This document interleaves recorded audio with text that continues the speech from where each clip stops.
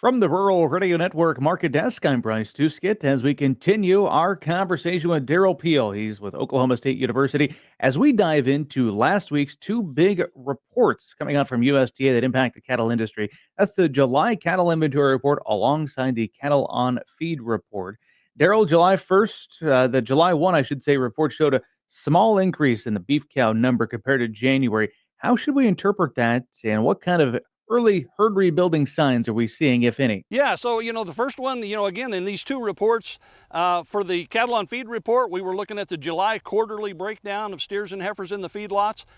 It dropped some in April, the last quarterly report, so we were looking to see if it would drop further. It actually ticked back slightly higher.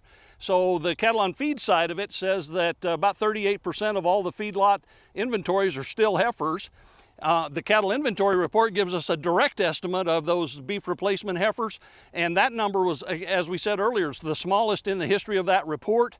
If you look at the heifers as a percentage of the beef cow herd, it's at the lowest level also in that report. So all of these taken together would again say, from a data standpoint, we can't confirm any heifer retention at this point.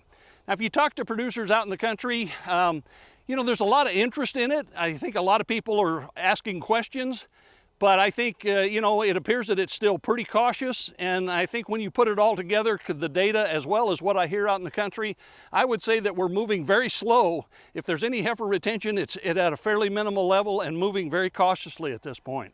Derrell, some of the most notable drops in placements came from states like Texas and Oklahoma. What extent do you think the border closure with Mexico is impacting feedlot supplies, particularly down there in the South? Well, that's certainly one of the factors. I mean, we know feeder cattle supplies are tight, and obviously the fact that the border's closed means that we're not getting those Mexican cattle.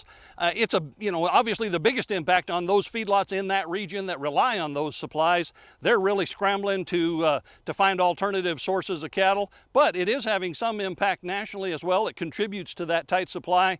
Out of the mid-year cattle inventory report, we estimate the feeder supply that's not already in the feedlots, and that number was also the lowest that we can calculate for that report. So all of the numbers across the board with this, even with or especially with this border issue added in, confirm that we have extremely tight cattle supplies at this point. Great insights. Derrell Peel from Oklahoma State University joining us as we talk about the July cattle inventory report and the latest cattle on feed report. I'm Bryce Doeschot reporting.